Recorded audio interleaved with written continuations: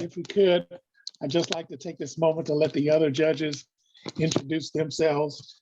And once they do that, then I will read what are the full presentation instructions and we can get started.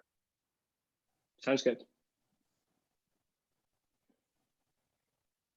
Nick, do we have the other judges with us? Yep.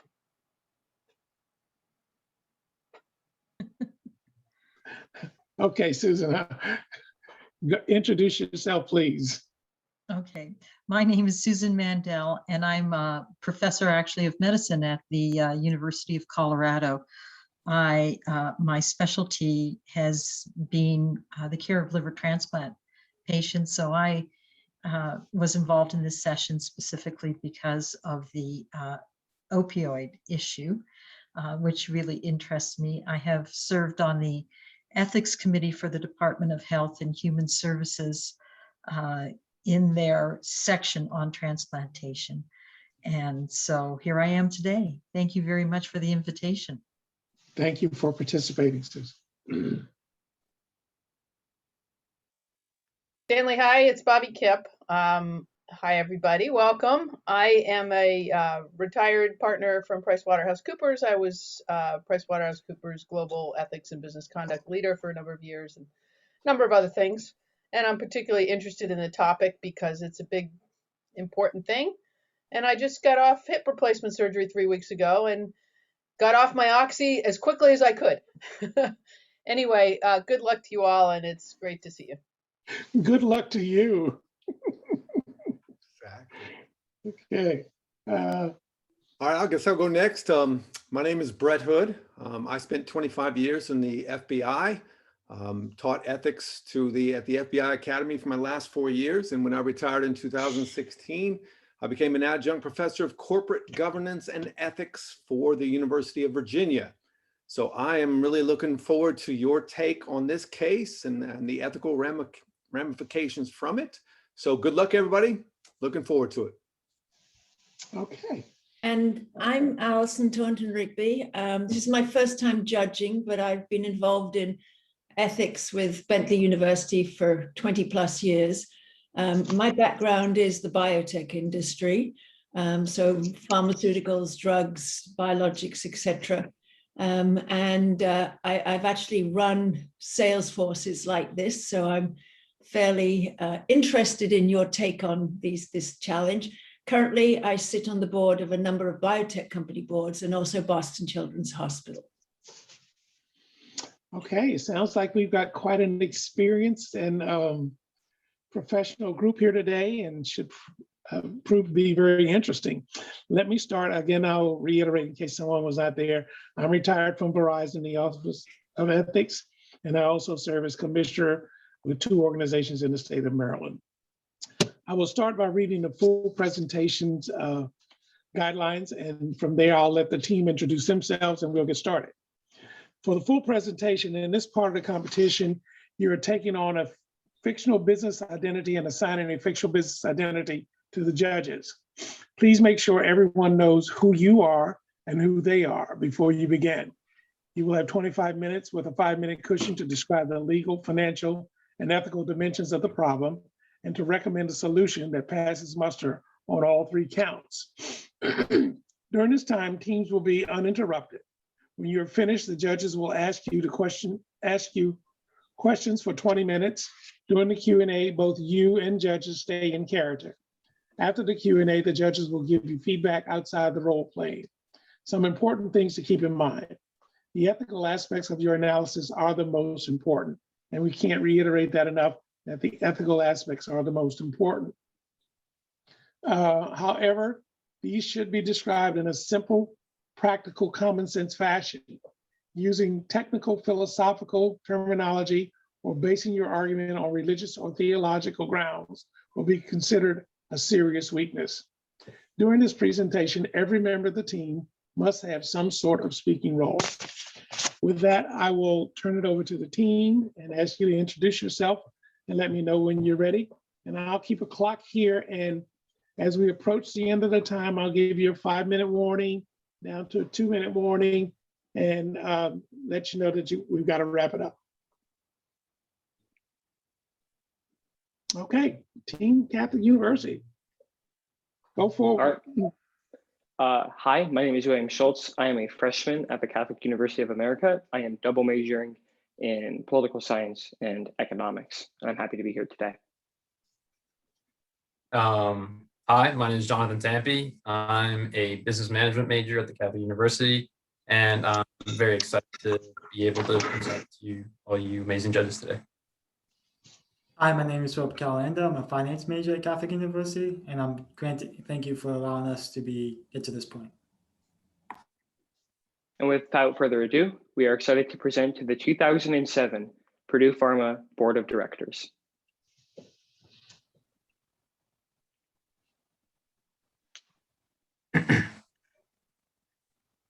$590,000.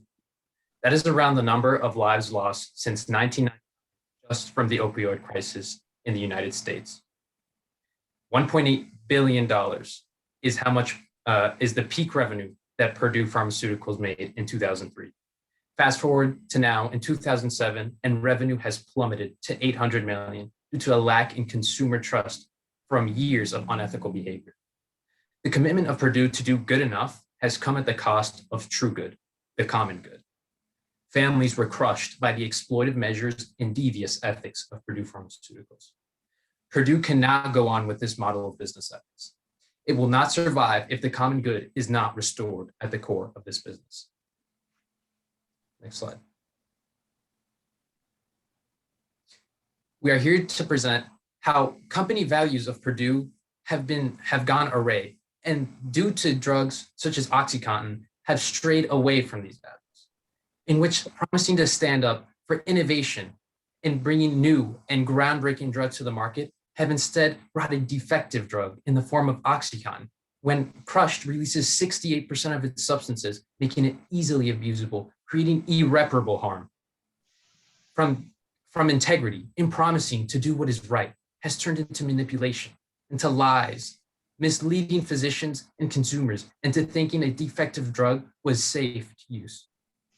In terms of collaboration, in promising to work with the community and government, has turned instead into secrecy, into hiding facts of the abuse of OxyContin, and courage, and being brave enough to do what is right, has instead turned it into exploitation, in hiding the truth, and continuing to profit off of a defective drug that should not be on the market. Next slide. What we see in Purdue Pharmaceuticals is a rationalization of greater good.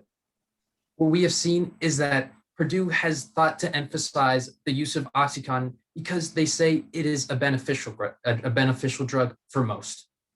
Keyword being most, not all. The term of most means the cost has come of hundreds of thousands of people who have been abused by a defective drug. What we are asking is for Purdue to orient towards the common good, which is something company values are already oriented around. We are asking that Purdue Pharmaceuticals return and follow the company values they say to stand for. Following these values will create a profit that maximizes benefit for all, not just some. And now I'll pass it on to my colleague, Phil. Thank you, John.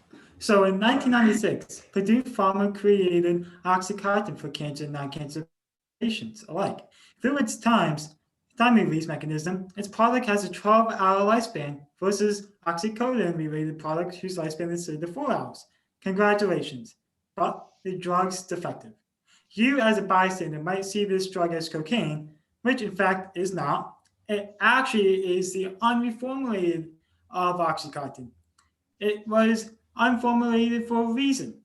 The product could be easily crushed, snorted, dissolved, and 68% of its content would be released at once. 68%. And if we look at this picture, the drug is clearly prone for addiction. 68% was certainly not the intended rate of release at once. If the lifespan was 12 hours, consumers could get a high off it much faster. You know who knows that? Take a wild guess. Yes, Purdue Pharma knew exactly how addictive and defective this drug is. Why Purdue Pharma knows it? and didn't take action for it? You guessed it again, money. Next slide. As I was mentioning in my other slide, money is going to be a common theme in this presentation.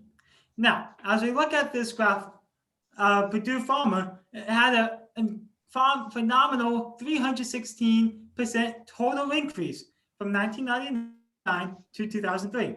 And guess what? It's all from just manipulating the market. Crazy, am I right? Now, when the public was starting to catch on, though, I had an insane decrease of 237% from 2003 to 2006, as my colleague will further get into. Next slide. I will get into this graph into a second, but there's another component that needs mentioning, and that's physicians. You see, when OxyContin was released in 1996, there was another development going on, and it was happening directly with physicians. You see, the government was engaging in tough on crime practices, which was present in the Bush and Clinton administration. And physicians were a very easy target for the government. You had the FDA, which was responsible for giving rights to drugs, but the DEA was responsible for enforcing laws surrounding those drugs. Now, that's all said and good, except pain management laws were not very clear. In fact, the DEA would often come arbitrarily, knocking at physicians' doors who they believed were overprescribing drugs, and they would oftentimes be arrested. Now, the DEA claimed that this was never going to happen arbitrarily, but their budget was $160 million per year. That doesn't sound like arbitrary to us. So what eventually happens? Some physicians are simply innocent and they get investigated by the government. One physician graduated from Harvard Medical School, and he was prescribing to over 20,000 different patients, and only 4 of them abused the drugs that he prescribed to them. But the DEA came knocking. He had lost his medical license. He's now living with his father, broke and homeless. So physicians face a conundrum. Either they prescribe pain management or they don't. And at the time, pain management was not very prevalent. As my colleague Phil mentioned, other oxycodone products only had a 3 to 4 hour lifespan, but OxyContin had a 12-hour lifespan. But at the time before OxyContin was developed, you only had 3 to 4 hours, which meant that physicians had to prescribe large quantities of the drug, which meant that the government had a reason to investigate them, at least so they thought. But that created an additional problem. Physicians obviously did not want to be investigated by the government, so they prescribed less pain medication. But that also had an unintended consequence. Over 50% of people who had pain needs did not have them satisfied by physicians because the physicians were worried about keeping their jobs. Fast forward to OxyContin's release in 1996. It was a boon for physicians. No longer did you have to prescribe huge amounts of drugs. To them, it was for both non-cancer and cancer patients alike, a one-size-fits-all, a revolutionary technology in the field. Now, OxyContin itself is a little bit of an anomaly. Not only was it revolutionary in the pain management field, but Purdue Pharma had to advertise it in a very specific way. The government labeled it as a Section 2 drug. Now, what are sections? Well, Section 1 drugs include heroin and marijuana, which are either illegal or can only be prescribed in extreme medical circumstances. But the higher up the section you go, the less restrictive it is. Tylenol, for instance, is a Section 4 drug and is fairly unregulated because it is very difficult to abuse the drug.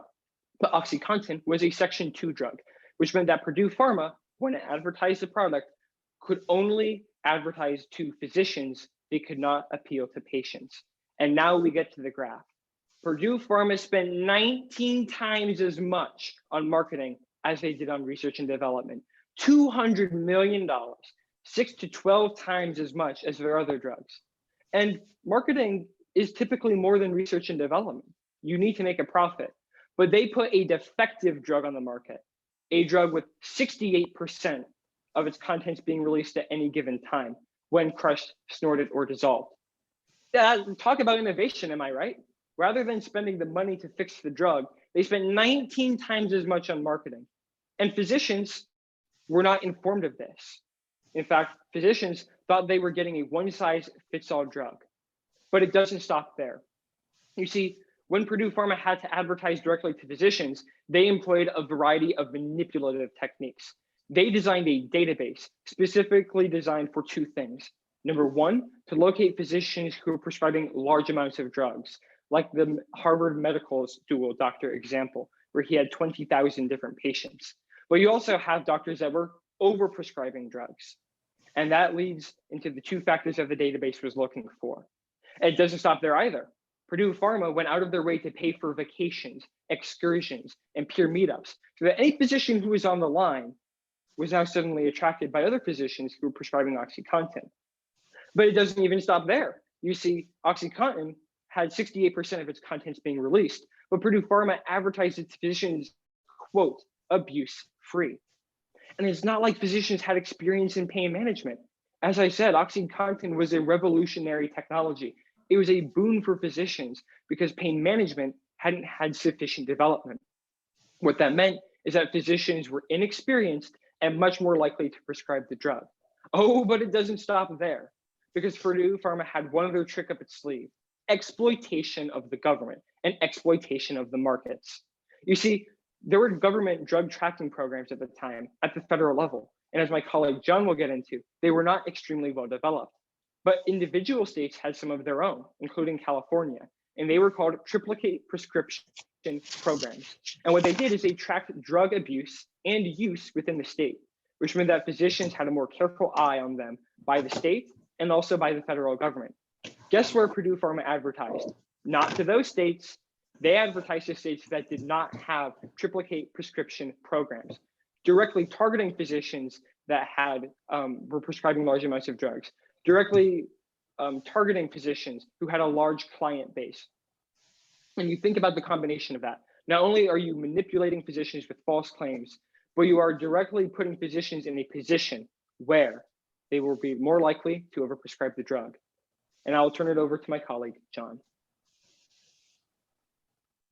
As my colleague Will mentioned before, the use of faulty tracking systems by the government greatly helped Purdue to exploit the market. What we have here is Purdue has a tracking system of their own as well.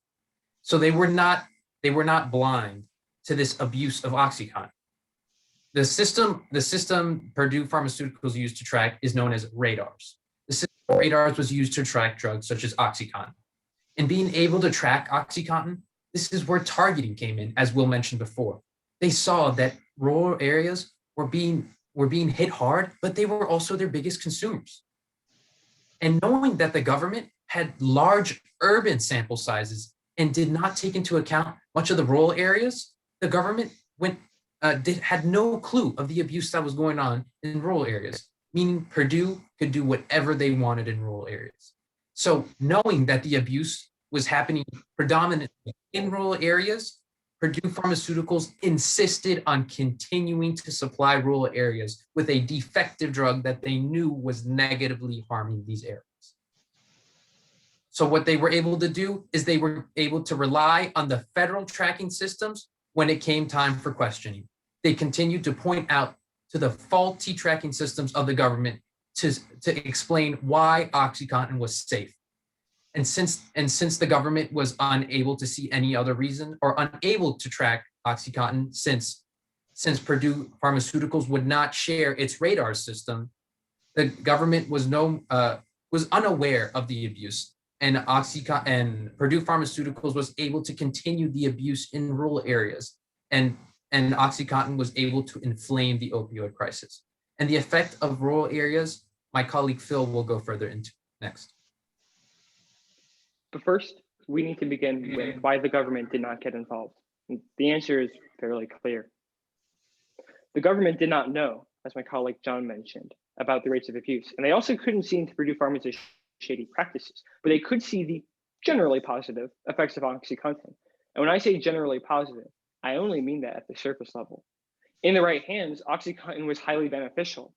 For people who truly needed it, it provided a much needed relief for pain. And Purdue Pharma would constantly employ these numbers when talking to the federal government. They mentioned how people were getting better, how there was a genuine medical utility. And the government Although they could not see Purdue Pharma's shady practices, they could at least see the positive influence that OxyContin was having on pain management. But good things can't last forever. In 2005, media reports started coming out about rural area abuse. And now the government is a lot more interested. It thinks it's been lied to. And as my colleague Phil will now get into, rural communities were highly and disproportionately affected. Thank you, Will. So yes, as we look on the graph on the left, the affected are the rural states' consumers, not just rural consumers in the United States without drug trafficking programs and rural consumers in typically underrepresented areas. We see the percentage of poverty rate, which includes adults. Many of the states include Appalachian states such as Virginia, West Virginia, Kentucky, etc.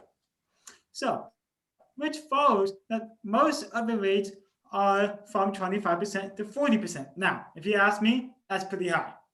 The graph on the right shows the children poverty rates affected, the families in the southern part of the United States. And as you see, you'd be over 25% in most areas. And now, as the United States as a whole, it's between 15 and 25%. Crazy. Next slide. Now, what we really need to focus on graph is the college. Yes, high school is important. To graduate your diploma is huge.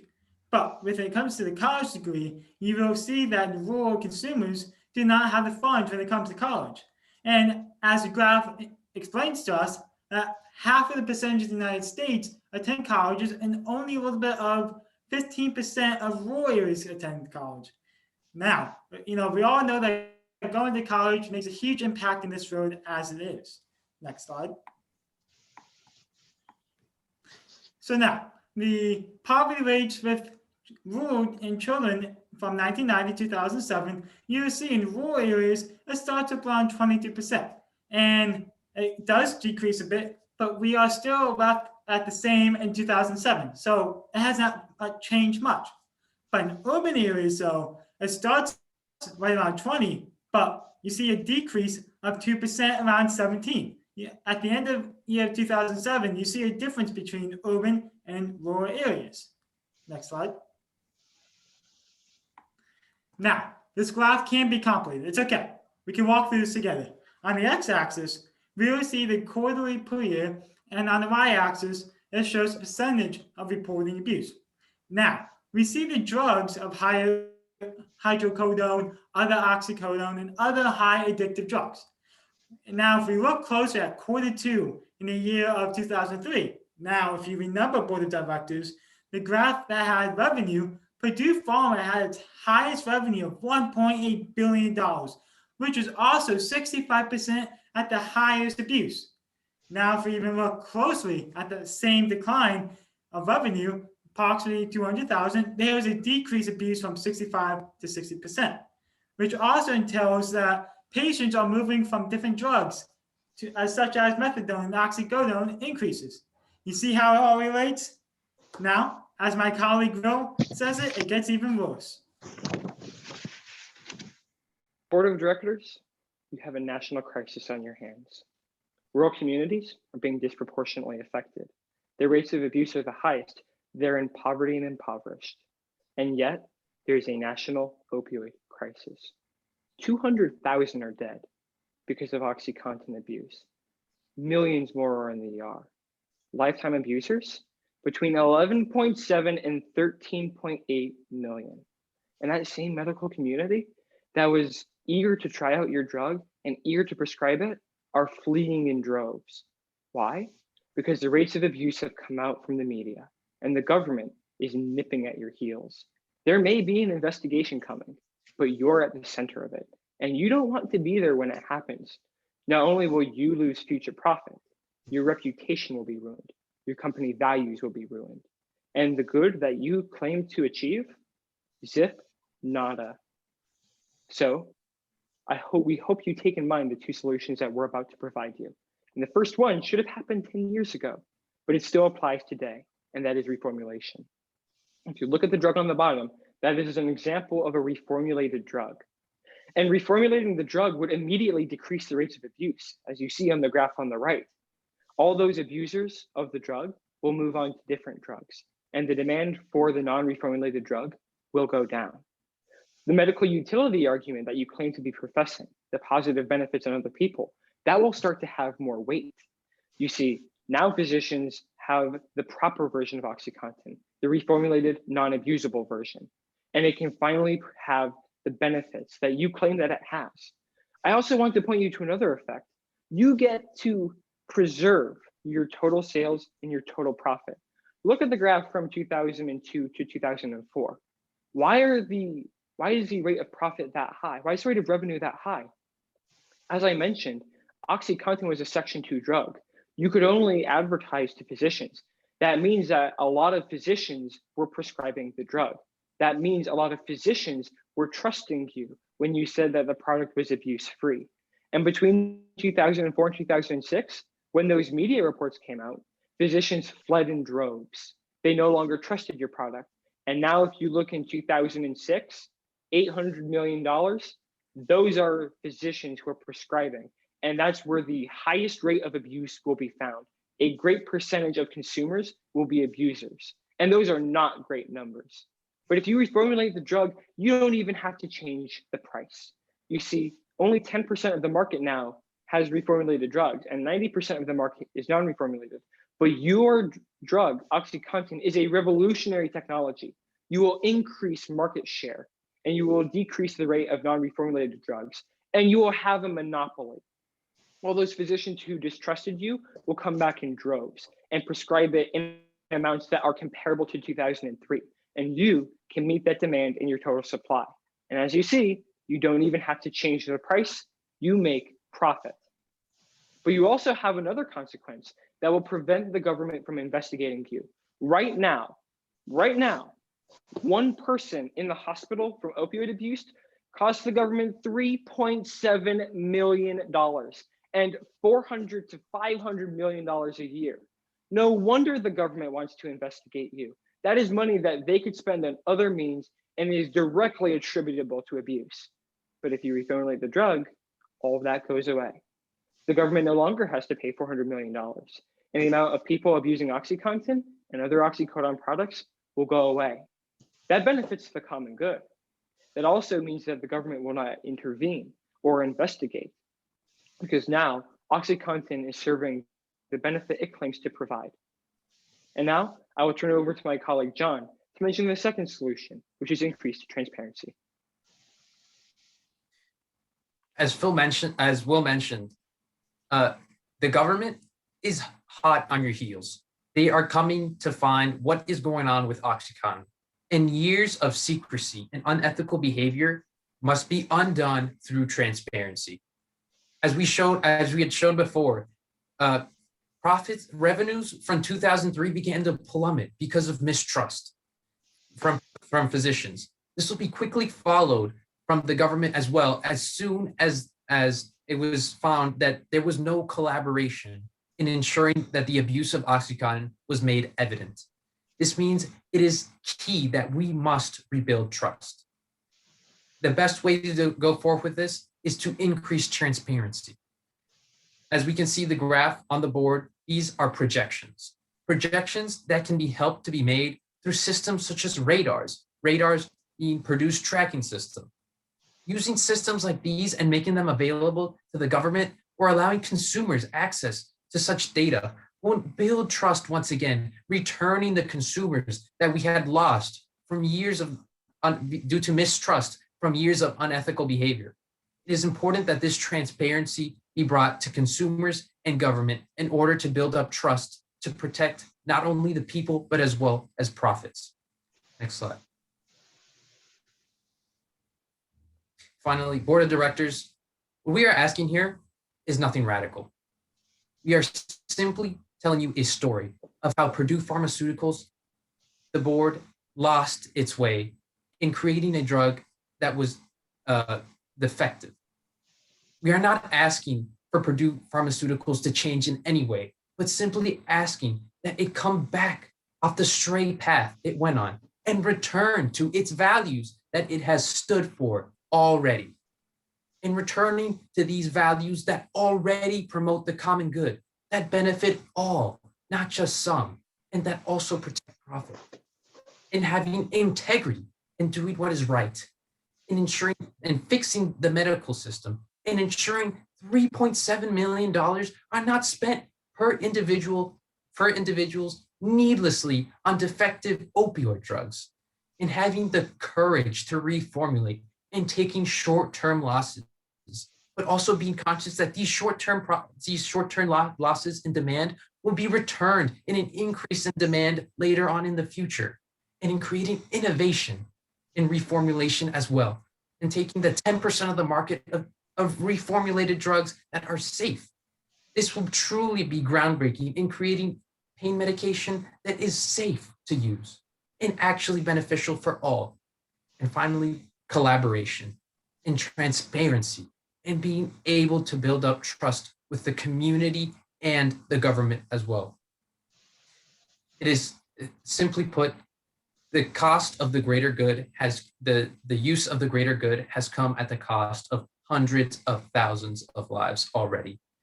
Purdue Pharmaceuticals cannot continue this way. Returning to your true values, which you have stood for in the past, will return Purdue to the common good and allow for profits to continue and this company to be prosperous. Otherwise, this company will not survive. Thank you. Okay, thank you very much. At this point, we will turn it over to the judges, to the board, to ask you some questions. And I will let you know when that time is up and we'll wrap it up. But Susan, I saw you reacted a couple of times, so I'm going to start with you. What kind of questions do you have for the? You're muted, Susan. Congratulations, what a wonderful presentation. Thank you so much. I'm going to give you some input from a combination of medical ethics, and they are impressions. First of all, I think that it could be misconstrued to call this a defective drug. A drug is never defective unless it doesn't do what it was intended to do. This drug did what it was intended to do. Therefore, it was not a defective drug. In fact, it was an ill-targeted drug. And so if you present this again, I would change your terminology from defective to pointing out that this is ill-targeted. The next important thing is when you talk about reformulation as being a solution to this. Susan, let me interrupt you and make sure that we're speaking to them as the board of directors, and we will have recommendations in the second part. Okay. The next issue really has to do with, so first is the defective. The second is context, is that a board of directors can never take these kind of actions unless the context is right for them doing it. And the analysis by the team was interesting. However, an important fact was left out, and that was the National Institutes of Health actually drove the issue of pain control very, very aggressively. And so physicians were wedged in the middle between the NIH saying you have to control pain and the choice of drugs that were available for use. And so that, in fact, it was the government, in fact, that helped drive the use of OxyContin. And this is something that's very rarely spoken about. And I think it is an incredibly important issue. So I think that when anytime you ask, where did this problem come from? A problem generally is a symptom of what occurs in the wider context of everything that affects it. And so the issue related to physicians and how physicians were being pushed and pulled. So for example, if a pain score was higher than what the NIH set, when patients left the recovery room, physicians were penalized. They were financially penalized. If that doesn't drive the use of the most highly effective drugs, which OxyContin is. It's highly effective. But the flip side of that, it's also highly addictive. Of course, physicians are going to use the most highly effective drugs because otherwise they're going to be penalized. And so we have to look at total context. And I could go on, but I'm going to allow the other judges to speak because there are probably other issues that from their points of view. Thank you.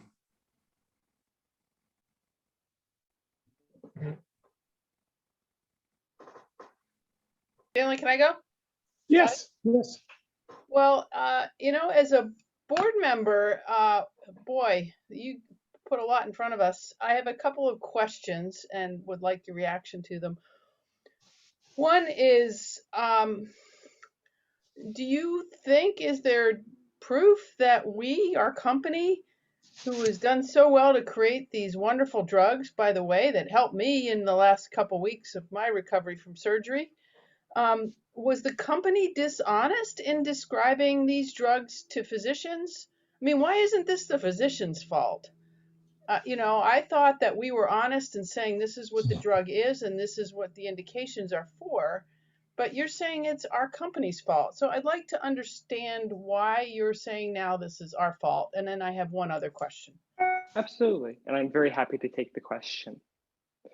The reason the dishonesty is occurring goes all the way back to the creation of the drug. Purdue Pharma and its researchers were there as they watched the drug fail the test. And what that test was trying to determine was the abuse rate. So they performed a variety of tests on the drug, and they found that if crushed, snorted, or dissolved, 68% of these contents would be released. But that's not exactly what they told physicians. Speaking to another board member's reaction, their government may have had some part to do with putting physicians in the place that they were. At the same time, Purdue Pharma engaged in a second wrong in taking advantage of that. You see, when they told physicians that the drug was safe, it really was not. It was prone to abuse. In a promotional video that they gave to physicians, it did not receive FDA approval. And when the FDA saw it in 2001, they pointed out that it had a variety of misleading content that was not discussed when Purdue Pharma presented the drug to FDA for approval. So the drug is certainly effective in the right hands, but at the same time, it was not being promoted in an honest way to physicians. And that made it so that because of their inexperience and because of the position that they were in, due to federal agencies and pain management laws at the time, they were likely to overprescribe the drug, which meant that patients would have larger access to it, but it also meant that would-be abusers now had the reality of abusing it. Okay. Stanley, can I ask one separate question? Sure, And then I'll turn it over. sure, go right ahead. We've got time. I guess related, and I'm not a scientist, I'm a bean counter by training. So, is it true then that oxycodone, it's the original form, the 4-hour version, can't be crushed up and abused the way OxyContin is? And if that's the case, then it seems to me that if oxycodone is prescribed properly for people that need it for pain management, that they can take it every 4 hours as needed, then why wouldn't we just maybe think about taking OxyContin off the market entirely? So I'm just trying to understand whether the abuse is possible with the original form and why the recommendation is to reformulate it somehow. Absolutely, and I'm also happy to take this question because it also relates to some of the advertising and the total sales. OxyContin should not be taken off of the market. And in terms of other oxycodone products, those were not created by Purdue Pharma. Yes, they were resistant to abuse. And Purdue Pharma actually created an original product whose name was MS-Contin. And that was specifically for cancer patients only. That also could not be abused. However, OxyContin could.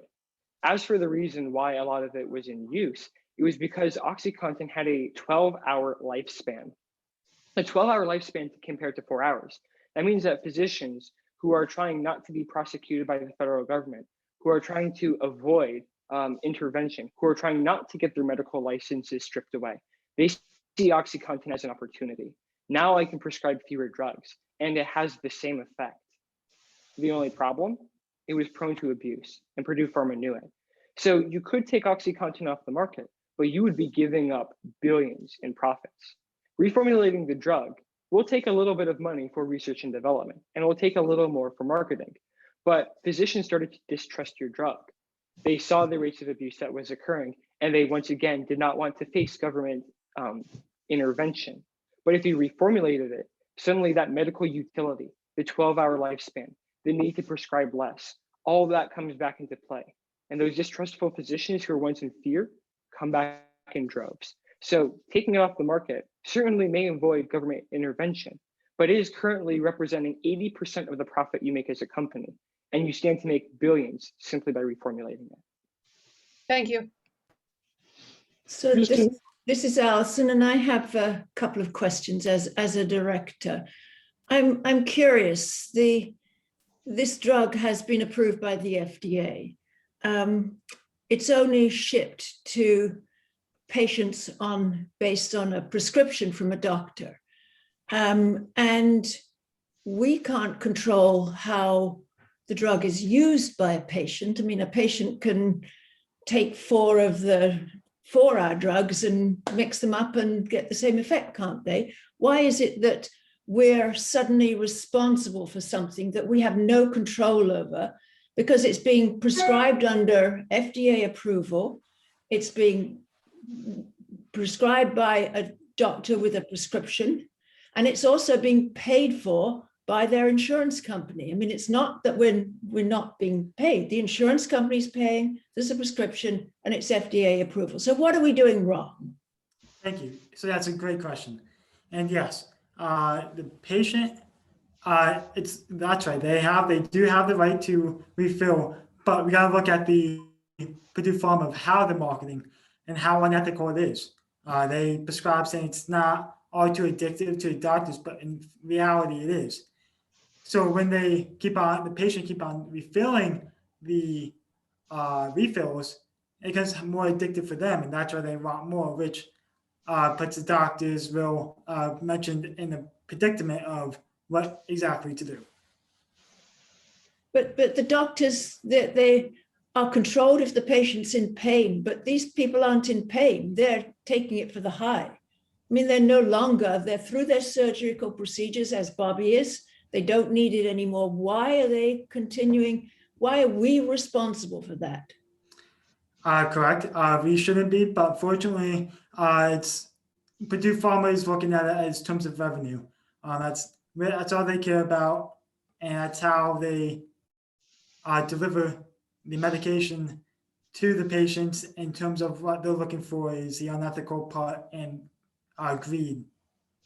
So is the marketing tactics that we're using for this particular drug different from the marketing tactics we use for our other drugs, or different from what other companies do? Because, I mean, our main competitor, Janssen, J&J, also has an opioid product on the market. I mean, how are they selling it?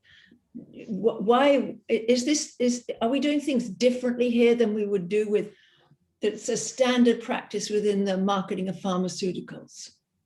Happy to take that question. And actually, the answer is yes. Purdue Pharma's previous product was MS Content.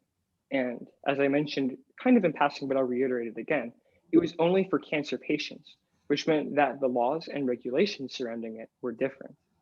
It was also a Section 2 drug, but it was only for terminal patients, which meant that it had a much more specific use, and the FDA approved it. And it also was not prone to abuse. OxyContin, however, was a pain management drug. So there is an expectation that people will get better. And unfortunately, the way it was marketed, in order to have a lot of people using your drug to treat pain, you need to advertise it in the most safe way possible, i.e. say that it is safe, say that it is effective. And it very well was effective, but it certainly was not safe.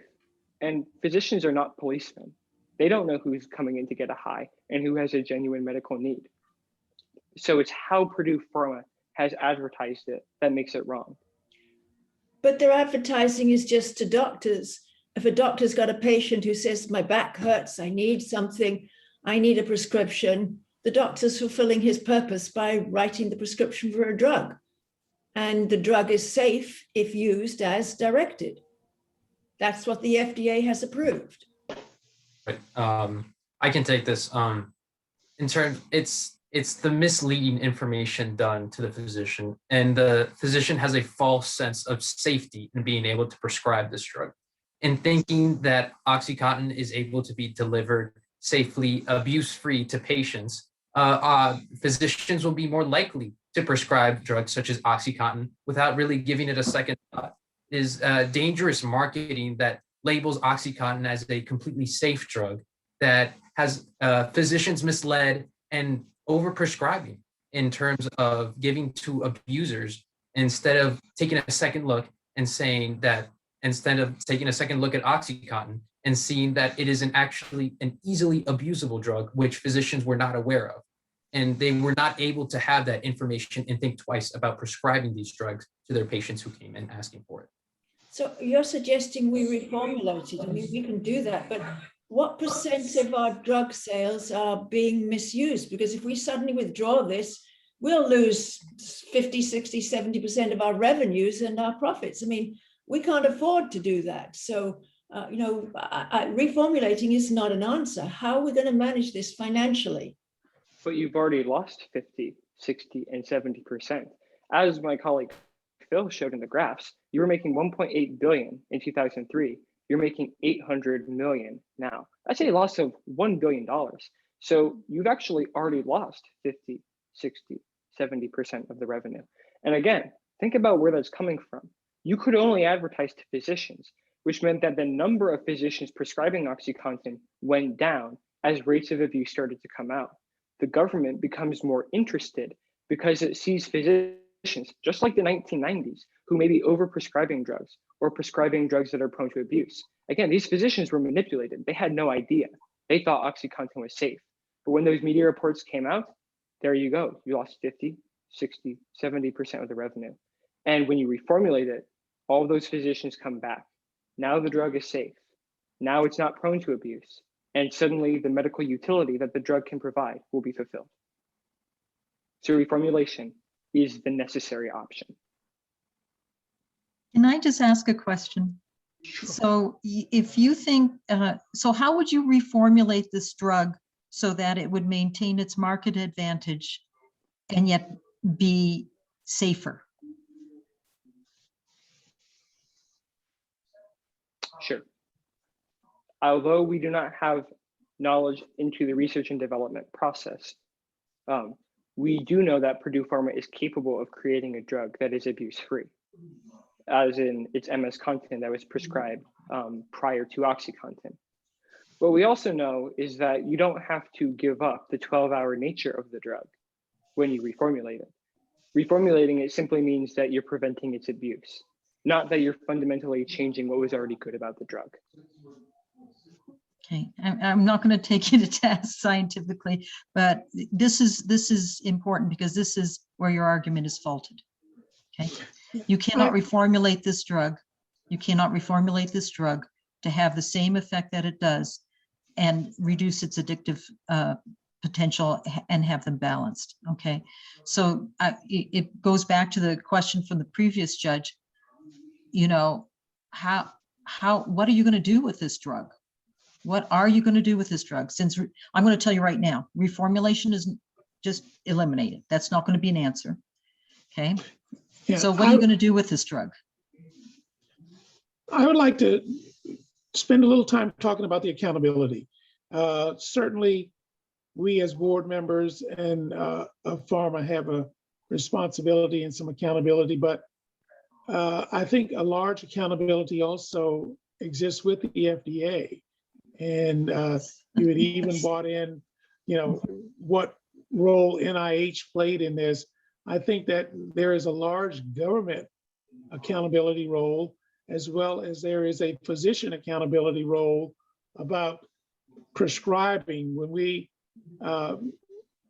see physicians prescribe this drug, I think there should be some limitation that they exercise in terms of the amount of refills, the amount of pills that are given with a refill. So I certainly feel like we as a board have some responsibility, but I would also like for you to talk about what's the ethical accountability for the government as well as for the prescribers of the drug. Absolutely.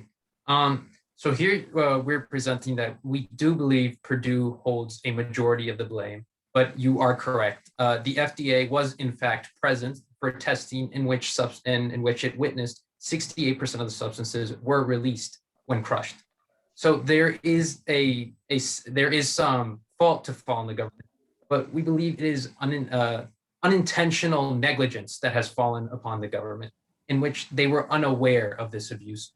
Well, where Purdue Pharmaceuticals, as we talked over with the systems of radars, their tracking system, they knew of the abuses of OxyContin and did not come out to report this abuse. And in fact, in knowing this abuse, continued to to use federal tracking systems when promoting their drug and saying it was safe. In terms of physicians, as one of the board members mentioned, they are in a wedge. Again, as we mentioned, the Tough on Crime in the 90s had physicians either struggling to underprescribe or give the correct prescription and be afraid of possible crackdowns by the DEA. So what this meant was OxyContin came in and provided a solution. But however, they provided a misleading solution, a solution that would reduce the number of prescriptions that physicians would have to prescribe, but at the same time, not informing physicians about the dangers of the drug that it actually possessed.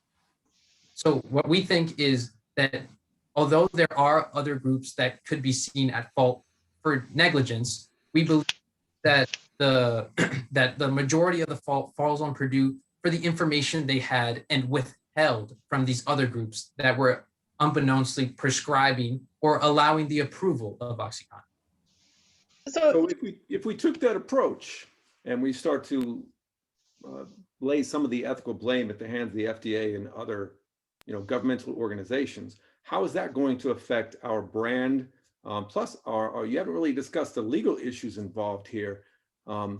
So, let's say we put some of the blame on government, FDA, say they were with us. How does that undermine our ethicality both inside and outside the organization? And what are the legal ramifications of doing so? Awesome. I will answer that question. As for the legal ramifications, it's important to know that in the 1990s, pain management laws were not very clear. All the government could see is physicians who overprescribed the drug or who had a large client base. And in fact, there were numerous court cases that flipped between different definitions of what constituted as abuse. That same Harvard medical doctor who lost his license actually got it back from the Tennessee Court of Appeals, who kind of scoffed at the decision made by the medical firm by which he worked for and the abuse that they believe that he caused. So it's safe to say that in the 1990s, there was not as clear legal grounds as there are today. And the DEA was able to take advantage of that. Now, as for blaming the federal government, keep in mind, none of this is occurring publicly, and the public doesn't oftentimes get to see behind the scenes. But it's also important from an ethical point of view that two wrongs do not make a right.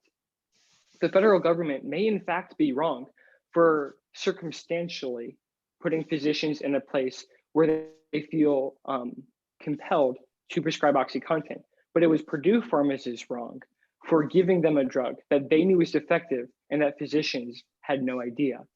So as for how the legal aspects reflect the legal ramifications, I think it's clear to say that the legal ramifications weren't clear. There was certainly some negligence going on, and the government in many ways did not know the abuse that OxyContin would cause, but Purdue Pharma did. So in terms of negligence versus knowledge, there is a greater responsibility when you have knowledge versus when you have negligence. Okay, so even with that, if we go back to cigarettes, there were a lot of conversations that weren't made public at the time that they were held, but eventually years later when the lawsuits started piling up, all these conversations were made public. What would be your suggestion to the board about how do we handle knowing that the product that we created was addictive and yet we told the physicians that there was no addiction issues? How should we handle that? It's a good question. And the public can know some things, but it's also important to realize that Purdue Pharma is a private company. It's actually not a public pharmaceutical company. And so in many ways, the public, even if the private company releases some information, that does not mean that all information has to be released. And as my colleague John mentioned, Purdue Pharma had the RADAR's drug tracking system and it worked. That could be shared with the government. That image, that graph that was showed was a projection of heroin abuse. Those abusers that were abusing OxyContin would move on to heroin. And then the federal government could track them and be able to find out where the abuse was occurring and either inflict retribution or rehabilitation for those people. But it's important to know that Purdue Pharma was a private company and not a public company. So while some information certainly should be released to the public, it's more important that information pertinent to them getting the drug is released, not necessarily what was going on behind the scenes.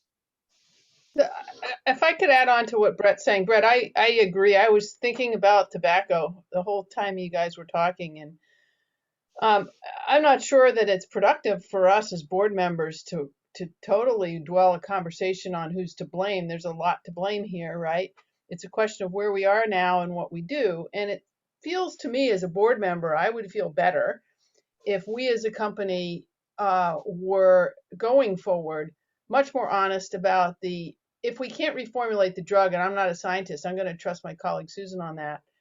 If there's not a way to reformulate it and we think it has such utilitarian value as it is, then to be perfectly honest about its addictive effects, give better and tighter guidelines on how it should be prescribed and under what circumstances refills should be given, follow-up visits to doctors, all those kinds of things.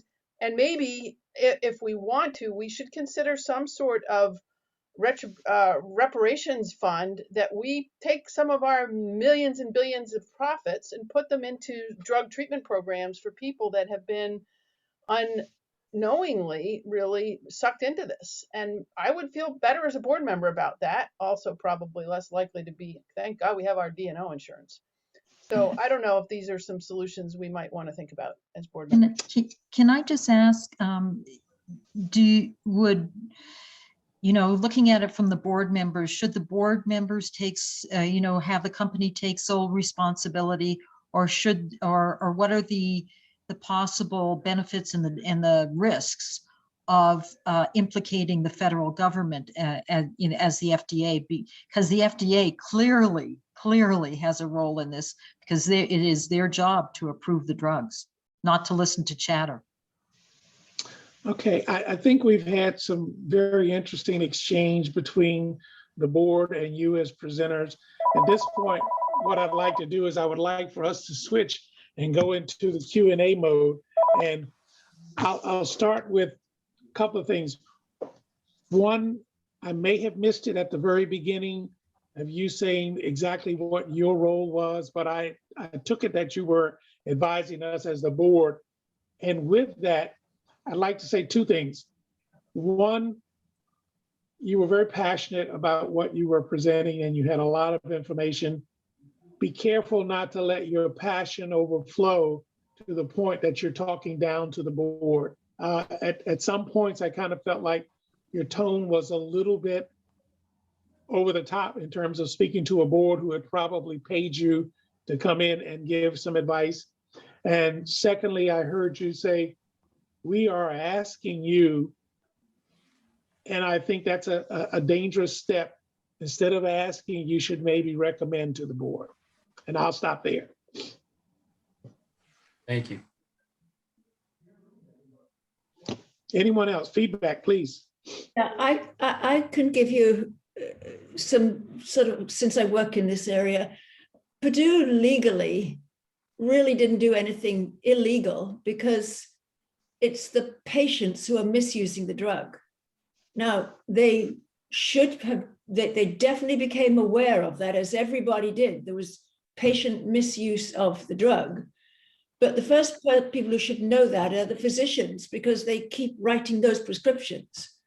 And the insurance companies keep paying for them. I mean, why didn't those people raise questions as to say, I actually find your Harvard doctor with 20,000 patients. I can't believe there are 20,000 who got chronic pain. So, there are definitely red flags for the board. I will also tell you, having sat on some of these boards, the boards focus on the financial data. How's the financials? How's the company doing? Are the revenues growing? Are we growing compared with our competitors, J&J being the primary one? So you coming in as an ethics advisory board would be essentially putting a big hole in what's the business of this company that they are just sort of unaware of up till now. So you again, back to what Stanley said, you have to be very careful to introduce yourselves as you've asked us for advice. You're aware that there's a problem, that maybe our drug is being misused. And we want to come back to you and give you, after some research, it is being abused. And this is what you should be doing about it. We would recommend that you do about it. So position yourselves much more for, remember what boards see. These companies of this size, doesn't matter if they're public or private, the financials are basically mostly what the boards hear and focus on. Now, can I just add a point that, because once again, I'm in this area and I understand that, you know, getting information out of this area is not very easy. And so you're framing your discussion on what information and knowledge you have. But there are some important things, and that is an important thing, is that you have to have an adequate information and knowledge to move forward. So for example, 26% of patients who have had surgery have chronic pain, which is defined as pain at 6 months following surgery. So in fact, that number is very high. So you know that anytime you put an opioid out into the market, that you have a potential for abuse. And you know, just to make some comments on the arguments, I thought you did excellent with the information you had, but you didn't have enough information.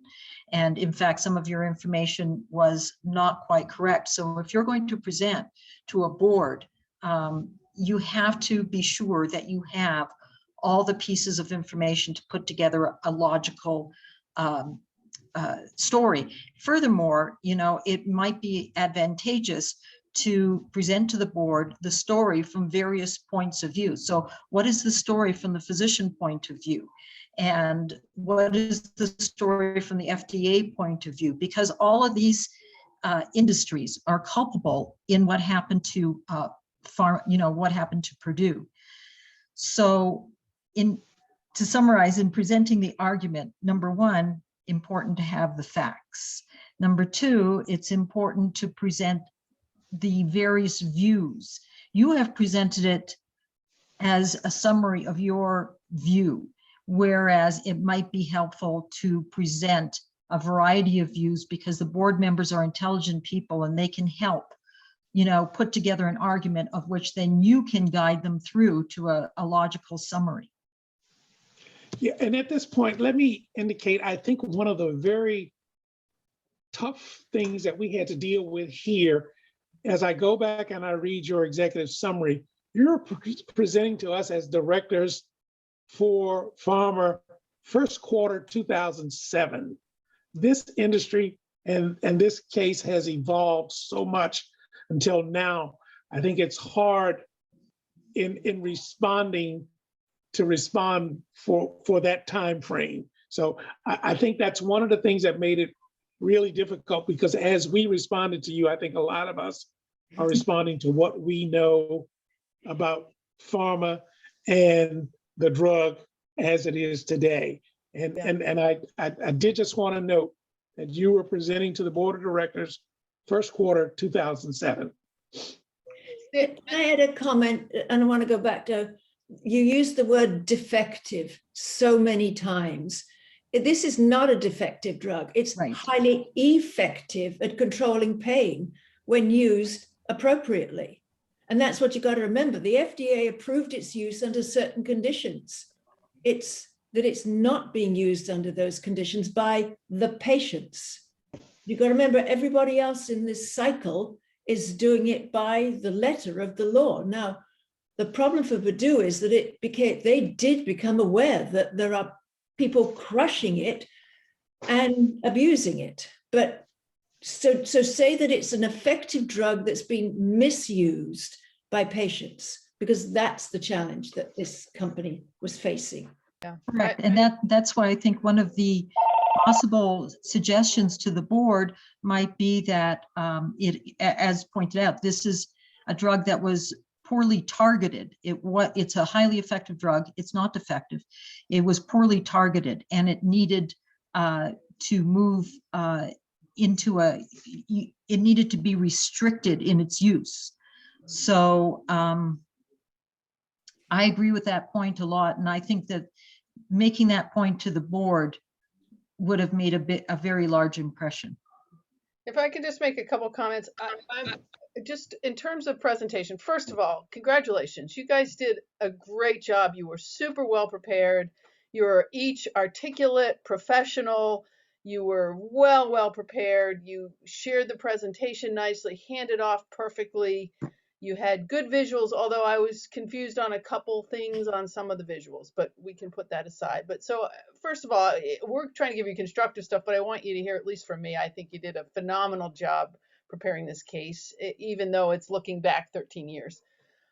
Secondly, and Stanley mentioned at the beginning, I was unclear on who you were. I don't mean your real persona, but like, so did we as the board hire you as consultants to advise us what to do? That was one possibility. The other possibility I was thinking about it going, maybe they're representing an activist group that's coming to the board because they've gone to management. Management's not listening, and they think there's, you know, the drug abusers' rights funds or, you know, something like that. So think about what it is that you are and how we got here. And then I guess lastly, and it's been touched on a little bit, whether this drug can be fixed or not fixed or made so that it's as continued effective as it can be, but not as addictive. I think even if the research wasn't available from a business standpoint, knowing whether that's possible, number one, and number two, how long it would take and how much it would cost to quote unquote fix it is a really important fact that the board would need if they are to seriously consider your solution number one, which is to reformulate the drug. Yeah. Cool. Let's talk about your presentation from my point of view. When I was in the FBI, I taught how presentation skills. One of the things I absolutely loved about all three of you was your genuine excitement for this topic. I mean, you could see the enthusiasm coming out of you, and that's half the battle right there. But there's sometimes a negative that comes with enthusiasm, that you're so enthused that you start speeding up your pace. You know, and I found a couple of you started you were getting all this stuff and maybe even rehearsed it and ended at 25 minutes, whereas you guys ended it like 20 minutes and 30 seconds today. And that's simply the adrenaline rush. And so if you can find a way just to calm yourself down a little bit, slow it down just a little bit, I think it'll be even more effective, because you had, as our colleague said, Bobby said, you had some very effective visuals there. Anytime you flash up a slide, what are people doing as soon as you flash up that slide? They're reading it, looking at it. Right. And so what you should do as a presenter is when you flash up that slide, slightly pause, let the silence sink in, let people take in your visual and absorb it. And then you can kind of describe what it is, what purpose it serves, stuff like that. So pauses and silence can be very, very effective in getting your point across, right? Now, the other thing is, as the professor pointed out, we're all suffering from hindsight bias here because we know what happened to Purdue Pharma. But Allison, I'm going to respectfully disagree with you on one point, and that is the legal issues. You guys are telling me right from the start that of 2007, they know that we have intentionally misled doctors. And you know, ethically, we all call that willful blindness, deliberate ignorance. And so I think that, you know, one of the things that you may stress on, like, look, there's some serious potential for legal issues here. And I think William said that, you know, it's a private organization. You're absolutely correct. And all this stuff may not come out to the public. But if a civil lawsuit is filed, or else the government comes in and does a search warrant, all that stuff's available. And so, you know, I think that's one thing you got to consider. The other thing that I thought you guys did, you talk about it being a deceptive drug, or excuse me, defective drug. Not deceptive, goes back to my FBI career. Defective drug. And then later on, you say exactly, because I wrote this down, it has genuine medical utility. You're contradicting yourself. right there. And so I think if you use, Susan or whatever, what the other colleague mentioned was, you know, don't call it a defective drug, because it did work and it worked too well. So, I mean, that way you don't contradict yourself. And if you get into a board, financial is going to be the number one thing that they're looking for. How is this going to affect profits? How is this going to affect us as a going concern? But if you contradict yourself, then all the other important points you make may be lessened in impact, just because the very fact that you contradict yourself by calling it a defective drug and then saying it has genuine utility. But overall, I thought you guys did a great job. I'd like to echo that. I think you did an excellent job. And just as a wrap up, a couple of points I would like to make going forward, because you're going to do the 10-minute presentation in a 91. Make sure, and if I didn't put enough emphasis on it when I read the instructions, it said to make sure that everyone knows who you are and who they are. So make sure you highlight that point. Make sure you highlight the fact that you're talking first quarter 2007, because as we know, things have changed drastically with this situation and the whole idea of private versus public. If you happen to see 60 Minutes on Sunday, you can see that there's a suit that has come about that has been settled, but a lot of folks are not satisfied with that. They want to come after those private owners. They want to come after those brothers and the billions that they've earned. So be very careful to make sure that you have wrapped it in the time frame and the roles so that everyone understands and doesn't expect something that can't be given at the time. Can I just give you a couple of hints what has been done in Massachusetts to deal with this problem? Because these drugs are used, they're effective. And I'm on the board of Boston Children's Hospital, but Massachusetts has passed a law that no doctor in Massachusetts can prescribe more than 7 days of supply. And if a patient wants the prescription renewed, they have to come in person.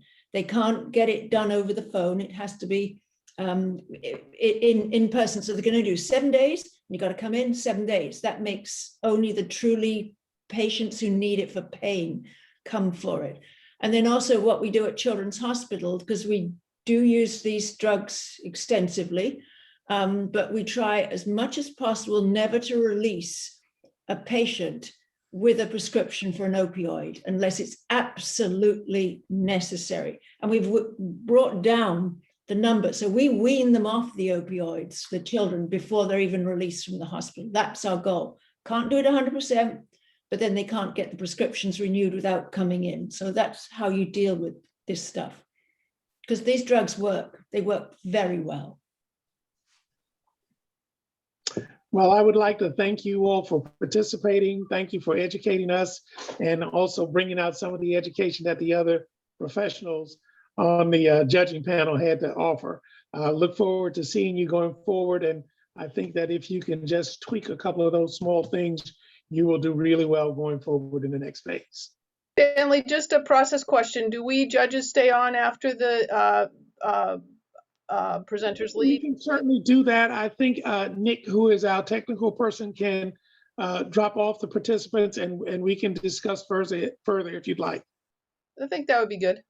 Okay, Nick, if you can arrange that, we would certainly like to do that. Good luck. Good luck, All right. y'all. Thank Yeah. Thank you.